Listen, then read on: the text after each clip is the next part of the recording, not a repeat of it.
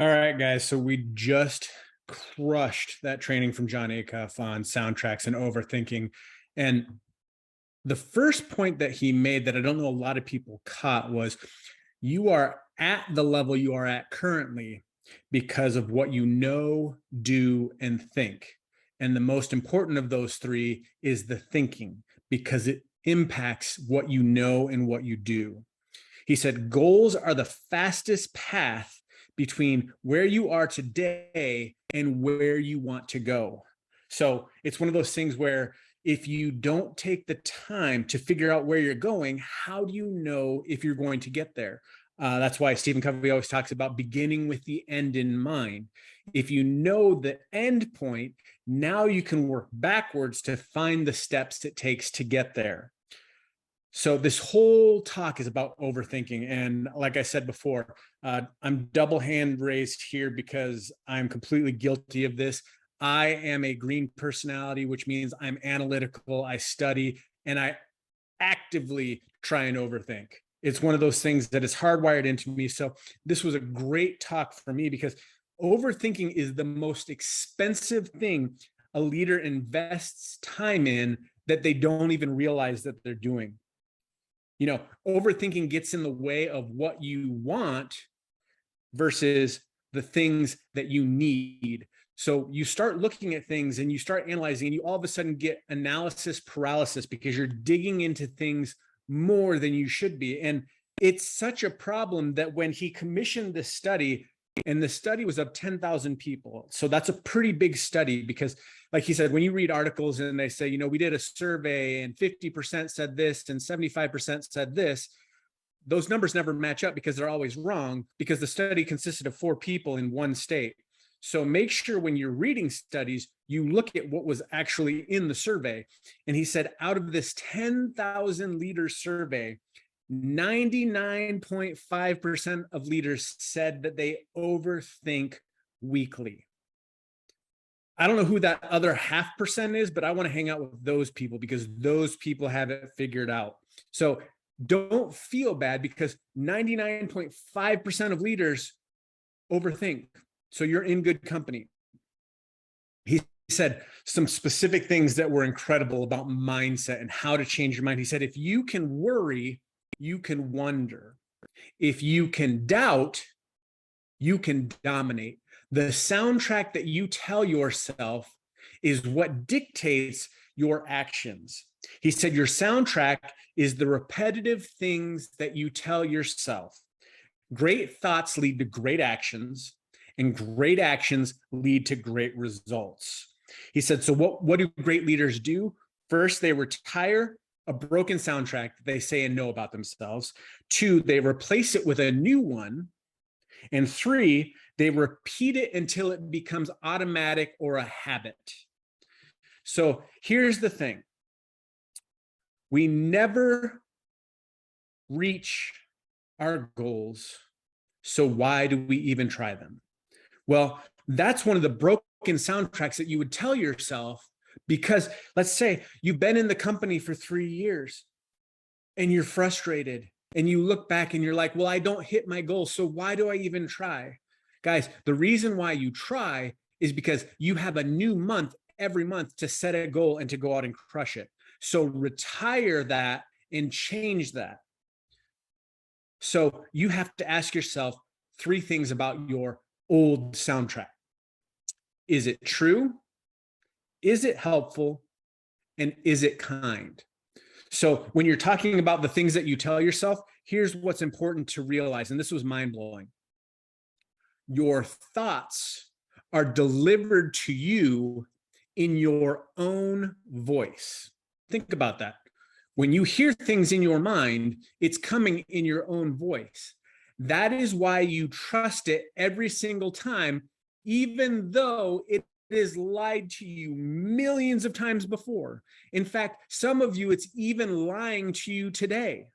Your thoughts are delivered in your voice. That's why you trust it. So the thing that you need to do is you need to stop assuming everything that you tell yourself is true. Your thoughts always show you the direction that you should be going. So make sure that you're taking those thoughts captive and move it forward, which comes to number 2. Is it helpful? Do those thoughts that you have push you forward, or do they hold you back? It's one of those things where kind of like the people that you get around, are they holding you back or are they propelling you forward? Your thoughts are the same way. That's why it's so important to capture your thoughts before they come out of your mouth. Because when you start saying the negative things that you're thinking, it reinforces your thoughts. So it's a cyclical thing. If you think bad thoughts and speak bad thoughts, they reinforce the thoughts. So you get caught in this cycle. That's why you need to retire the thoughts and then change the thoughts. And so the third one was, is it kind? People perform better when they feel safe in a team. You perform better when your thoughts are kind and helpful and pushing forward. So determine today what those thoughts are going to be and how you can help them push you forward. A leader who can't be questioned end up doing questionable things. So start questioning your thoughts and see if they're leading you down a path that builds you and takes you to the goals that you're trying to go towards, or if they're bringing you down another path which isn't going to accomplish the things that you want to accomplish. Then he started talking about, replacing that soundtrack. Thoughts come by choice, not by chance. Guys, make a choice today on what you're going to think about. Thoughts are not out of your control. Some people think that they just randomly happen. It's just something that I can't control, but they are totally within your control. The things that you tell yourself about yourself are completely in your control. That's why affirmations are so powerful. If you wake up in the morning and repeat positive affirmations to yourself in the mirror, you will start to change that soundtrack. Control your thoughts and you can direct your future. So what is it that you want in the future? Speak those things out loud to yourself. Start changing the things that you think and the things that you believe.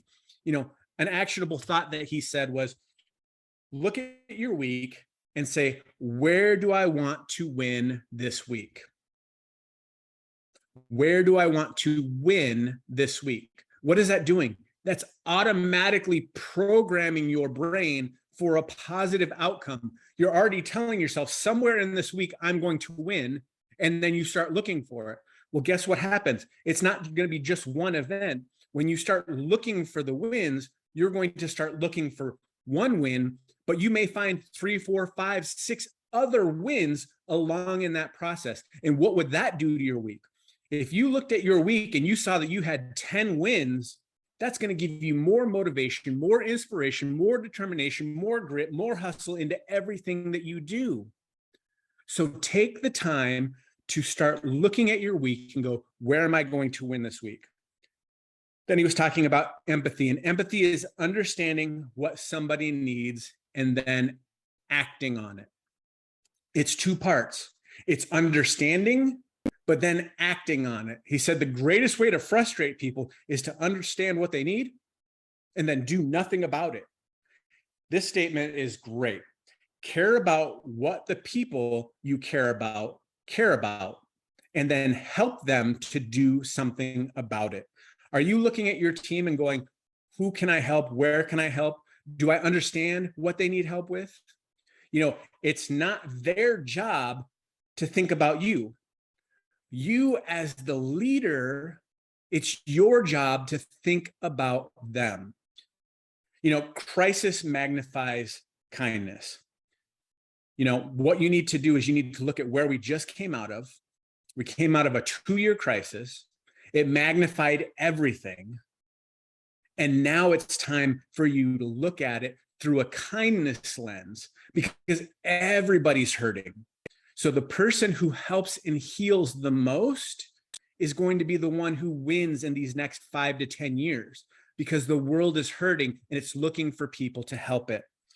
And one way to do that is to read less minds and ask more questions, because we seem to assume that we know, or we think we know, what other people need.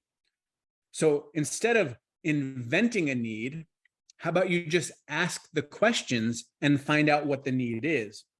When you ask somebody their need, they become more visible and valuable. When you ask somebody how you can help them or what you can do, it's almost like you touched a button in their heart that causes them to go, they see me, they value me, they want to help me. So take some time this week to find people that you can find and turn that light switch on and help them feel valuable and help them feel visible, because that's one of the things that every single human being in this world wants. They want to be seen and they want to be loved. So if you can do those two things, you will have so much blessing and so much success. He said, the best leaders turn overthinking from a super problem to a superpower. Guys, when you know, which as the leader, you know, problems are inevitable, are you going to sit there and worry about them, or are you anticipating them and thinking of ways to solve them, even though you may not have all the answers? See, we as leaders know that there's no 2 consecutive good days in leadership because problems arise nonstop. So now that you know that, are you turning all of these problems into your superpower? You know, the people that have the most success are the people that solve the most problems. So are you solving the most problems for your team? Conversely, do you know what the problems your team has and is facing? Because if you don't know what they are, how do you know how to help and how to solve? So that's the thing for this week, guys. Go out and crush your week knowing that you can turn your overthinking into a superpower. Guys, go out and make it an awesome week. And I hope your day is as awesome as you are. We'll see you soon. Bye.